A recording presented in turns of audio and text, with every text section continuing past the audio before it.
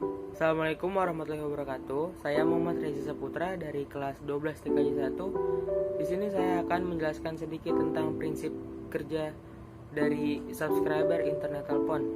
Yang pertama ada pengertiannya.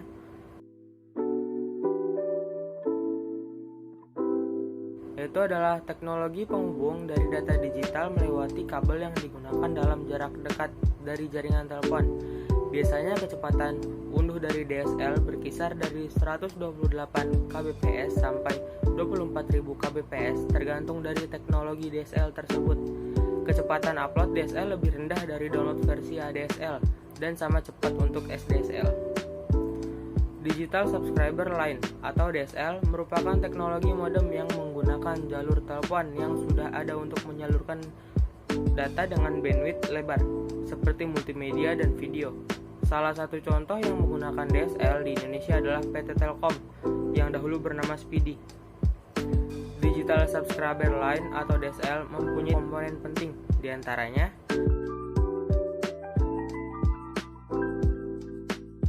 yang pertama ada DSL Transceiver, yaitu DSL terdiri dari High Pass Filter atau HPF dan Low Pass Filter atau LPF yang berfungsi memisahkan voiceband dengan band frekuensi yang lebih tinggi.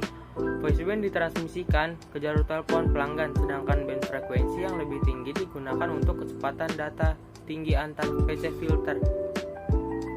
Digunakan untuk memisahkan jalur data dan jalur suara. Biasanya disediakan oleh ISP satu paket dengan DSL modem, DSL AM.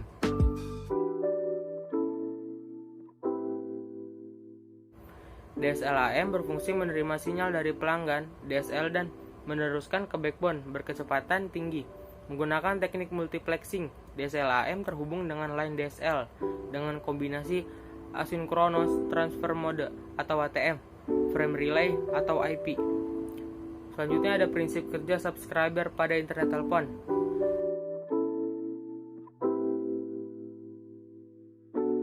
Asymmetric Digital Subscriber Line atau ADSL menggunakan kabel telepon yang telah ada, jadi bukan fiber optik.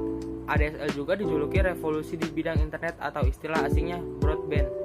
ADSL mampu mengirimkan data dengan kecepatan bit yang tinggi, berkisar antara 1,5 Mbps sampai 8 Mbps untuk arah downstream, dan antara 16 kbps sampai 640 kbps untuk arah upstream.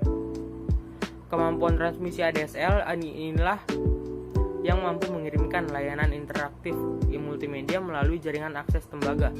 ADSL sendiri merupakan salah satu anggota dari DSL family. Teknologi XDSL sendiri mempunyai berbagai macam variasi, yaitu ada peralatan. Di ujung pelanggan memerlukan sebuah modem DSL.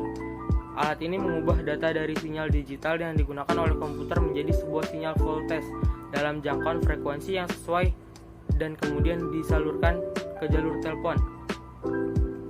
Selanjutnya ada protokol dan konfigurasi.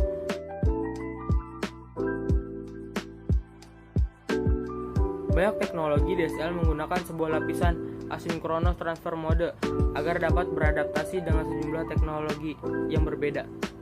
Implementasi DSL dapat menciptakan jembatan jaringan atau perutean dalam konfigurasi jembatan jaringan. Kelompok komputer pengguna terhubung ke subnet tunggal. Implementasi awal menggunakan DHCP untuk menyediakan detail jaringan seperti alamat IP kepada peralatan pengguna dengan autentikasi melalui alamat MAC atau memberikan nama host. Kemudian, implementasi seringkali menggunakan PPP melalui Ethernet atau Asynchronous Transfer Mode. DSL juga memiliki rasio pembagian jaringan data yang layak dipertimbangkan pada saat memilih teknologi jalur lebar. Ya, mungkin sekian penjelasan dari saya, kurang lebihnya mohon maaf. Wassalamualaikum warahmatullahi wabarakatuh.